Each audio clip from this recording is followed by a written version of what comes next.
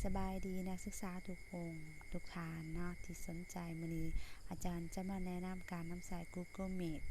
เนาะเราสามารถเข้าไปได้เลยหรือบางที่เราได้รับลิงก์จากครูอาจารย์เนาะเราก็สามารถกดลิงก์เข้าไปเนาะมันจะมาเป็นหน้าต่างแบบนี้เลยเนาะมันจะขึ้นมาเป็นแบบนี้เราก็รอท่าในการเรียนการสอนออนไลน์เนาะครูอาจารย์เราจะบ่สามารถอนุญาตใส่เสียงจึงสามารถใส่การพิมพ์ได้โดยการเข้า3เม็ดนี้และก็เข้าขอความในสายเพื่อพิมพ์ขอความที่สนใจหรือคำถามต่างๆเราสามารถพิมพ์เข้าได้เนาะนี่จะลองพิมพ์เบิ่งก็คือ Hello จ้ะสบายดีเนาะเพราะว่าถ้าการใส่เสียงเราอาจจะรบกวนอาจารย์ที่สอนอยู่เนาะถ้าเราบ่ทันหรือ